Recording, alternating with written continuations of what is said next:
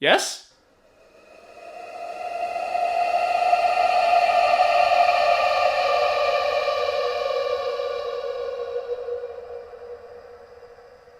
Oh, right! Ghostbusters! So, the new Ghostbusters movie happened, and after all that hubbub and stage controversy, it turned out to just be a kind of flat experience that was neither as horrible or as groundbreaking as either side believed it would be. Or that's from what I gather anyway, I haven't actually seen the movie myself yet. But it really is impressive how big a deal people could make of the concept of a new Ghostbusters team. Especially considering this isn't the first time it's happened. That's right, back in 1997, an animation studio called Adelaide Pictures were tasked with creating a sequel series to the widely popular Real Ghostbusters series. And to put it mildly, they took things in a fairly different direction. Rather than focus on Egon, Peter, Ray and Winston, the new show, eventually given the dubious title Extreme Ghostbusters, takes place a few years later. The original Ghostbusters have disbanded, except for Egon and Janine, who now serve as mentors for a group of younger Ghostbusters. The series ran for a single 40-episode season, but it left quite an impression. Or at least it left quite an impression on me. I already said this in the last episode, but I didn't grow up with the real Ghostbusters. It was just a little bit before my time, and I didn't actually see the movies until I was like, I don't know, 13, 14. So yeah, the Extreme Ghostbusters are the Ghostbusters that I grew up with. And I remember really liking it. I remember rushing to the TV to catch a new episode. I even still remember some of the Danish voices. But question is the show actually any good, or is this all nostalgia talking? Let's find out. Let's start with the first episode, the two-parter titled Darkness at Noon, and see just who this new team is and how they come together. In the years since the real Ghostbusters, there's been a massive lack of supernatural events, leaving Egon teaching a very popular supernatural theory class at the local college. So popular, in fact, that it has only 4 students. Popular class, huh? So why are you taking this class, Mr. Half a Brain Cell? The name's Eduardo, and I'm taking it because it's what's known as an easy A. You believe in ghosts? Well, I've never seen one, but I'm open to the possibility. And these are the new Ghostbusters.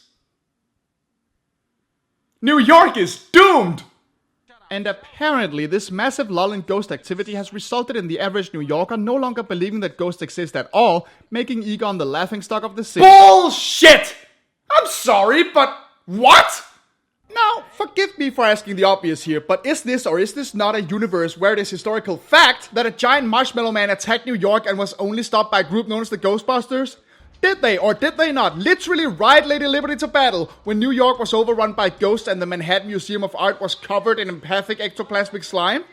This whole nobody believes in the Ghostbusters anymore thing was already hard to swallow in Ghostbusters 2. But now you're telling me that in a world where the real Ghostbusters happened, where the Ghostbusters were in business for 6 more years, where they saved the city several times, where they saved the world a couple times, and made some very public appearances, the average New Yorker has still stopped believing in ghosts to such an extent that the mayor calls them psychotic vigilantes once known as the Ghostbusters. Just because things have been quiet for a while?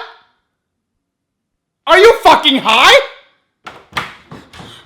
Dude, you gotta get out of here! There's a fire at the neighbor's place and it's spreading! Come on! Don't tell me you believe in fire! What are you talking about? Fire is real! Oh yeah, I'm sure. And who told you this? The firemen? Yes! The firemen! That are outside right now! Putting out fire! Uh-huh, yeah. Like, when was the last time you saw a fire? What, 7 years ago? Are you completely mental? You're gonna die in here! Come on, man. Everybody knows fire is just something they made up to cheat people out of their money. What are you even talking? You know what? Forget it. You want to burn? You go ahead and burn. Just burn. See if I care. I don't care. You can burn. Just burn. Whatever, man. Enjoy your fire. Man, some people will believe in anything.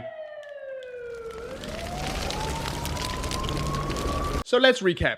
There are no original Ghostbusters. The entire city of New York has turned into blabbering morons. And the new Ghostbusters consist 50% of lazy college kids with no interest in and or knowledge of the paranormal. We're off to a rocky start. To make a long story short, when Egon tries and fails to capture a relief spirit that is spreading a ghostly plague and possesses his student Kylie, he sees only one option: to recruit his class as the new Ghostbusters in order to save New York. And after a lot of struggling, they succeed and go on to many more ghostbusting adventures. Now, this is hardly a terrible beginning to the series, but it does hinge on a huge leap in logic that I have a bit of a hard time swallowing.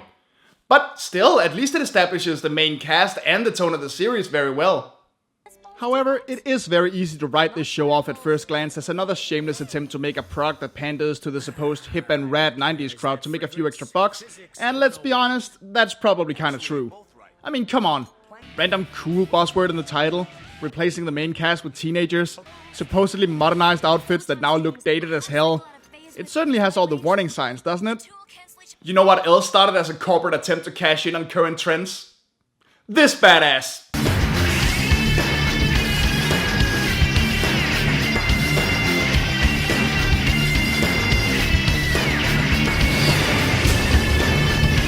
So how about we all give Extreme Ghostbusters a fair shot, huh? I mean, how about that intro?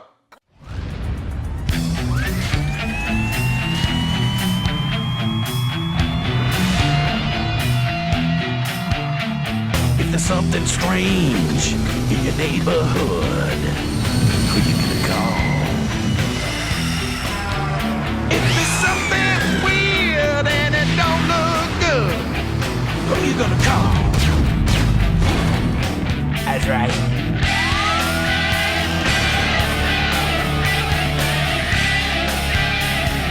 I ain't afraid of no ghost. That is awesome! Okay, call me a 90s kid if you wanna, but I love this. It starts off a little creepy and then it builds up to this ass-kicking guitar piece that just makes you wanna fire proton beams yourself. And just look at all the freaky shit they throw at your face. Oh, it makes me so pumped. It's definitely better than that Fallout Boy and Missy Elliott disaster they came up with for the 2016 movie. What the fuck happened here, Fallout Boy?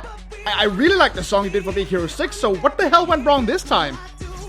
I mean, did you guys just lose your touch, or is this part of some elaborate scheme to sabotage the movie from within or something? I need to know! Anyway, now let's take a look at the characters. And with Egon and Janine taking back seats as mentors and sort of mission command, we'll have to put our focus on the new team. First, there's Garrett, the wheelchair-bound sports enthusiast whose main interest is, as he puts it, Kicking ghost butt. There's Eduardo, the smart-aleck catchphrase-spewing Hispanic slacker who tries to distance himself from the world through snark. There's Kylie, the gloomy, gothic, ghost-loving gal, voiced by none other than Tara Strong, who some of you probably know better for such famous roles as every single animated character conceived since 1987. What the... And finally, there's Roland, the resident black and nerdy archetype and the group's tech geek, whose voice should sound pretty familiar to some of you. No, seriously, just listen to a couple of his lines and take a guess.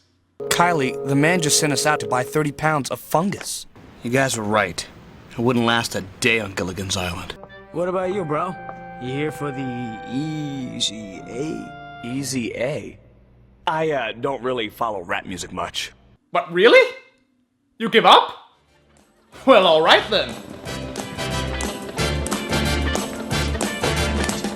It's not unusual to be lonely. It's not unusual to have fun with anyone.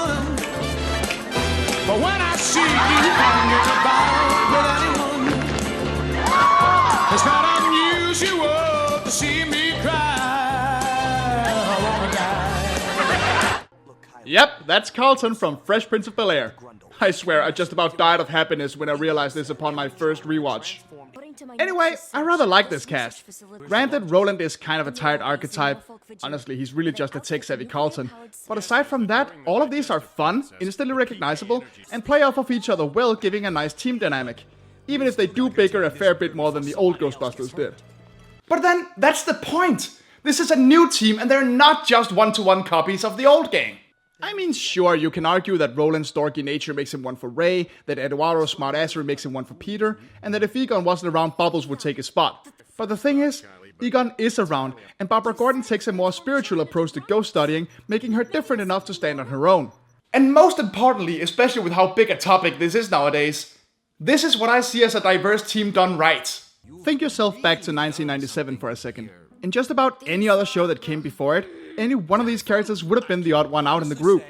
The one the others would have to learn to relate to because they're different in some way, with every other episode being about this fact. But no, not here. All these would-be outcasts are simply people that happen to be on a team together, with their individual quirks just being random circumstance and presented as such, and no character being treated better or worse by the others because of it. Garrett is a perfect example of this. You know what he does in his free time? Plays basketball. Or really any sport or physical activity he can get near. And whenever there's a ghost to be busted, he's the first one out of the car charging in like a badass, wheelchair be damned. What, did you want him to sit around and mope all the time and be useless until he gets that one episode where he gets to be the hero so all the others can learn to appreciate him despite his handicap? Fuck you! Dude's got hoops to shoot, and he'll kick your skinny walking ass at it too. It's never brought up as a weakness, and his strength despite his disability is never brought up as anything unusual or even celebrated as some kind of big personal victory. It's just part of who Garrett is. And when it is brought up, it's usually subverted. For example, in the episode Be Careful What You Wish For, a ghost salesman tricks people into wishing for their greatest desires to come true so he can twist the wishes into something horrifying and feed off of the tormented souls. So what does Garrett see when the salesman gets to him? Yeah, well, I'm on to you, pal. And you can save your sales pitch, because I'm not buying. Won't you at least take a look? The NBA. But what? But he still has his wheelchair. That's wrong. He has to wish for functioning legs, right? No! Fuck off! Garrett doesn't see it as a weakness, because being crippled is not all he is. And if not even a genie can convince him of it, why should you think any differently? And hell, he will use it against you if you dare think him weak. Just look what happens when the FBI handcuffs him on a plane in the episode Greased. Take these off, and I'll sign a full confession. I'm not falling for that. Look at me. What am I gonna do? Run away? My legs are useless. Oh. All right, but no funny stuff.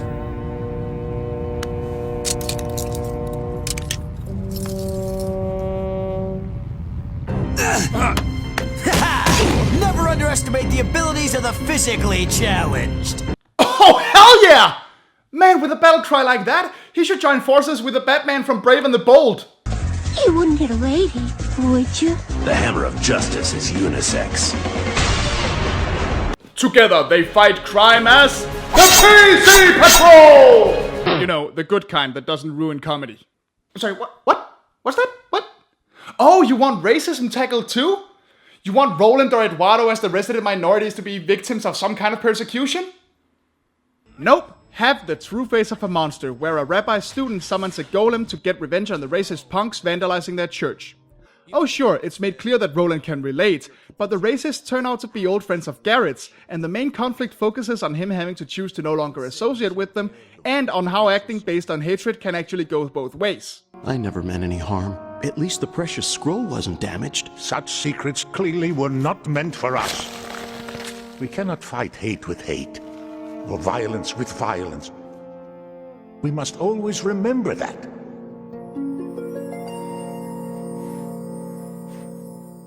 Yeah, I know, it's not exactly subtle, and it does take a backseat to the action plot of the episode, like most episodes of this show, but consider that a lot of shows today are still afraid of tackling a subject like this, and this suddenly becomes kind of impressive for a 1997 Saturday morning cartoon.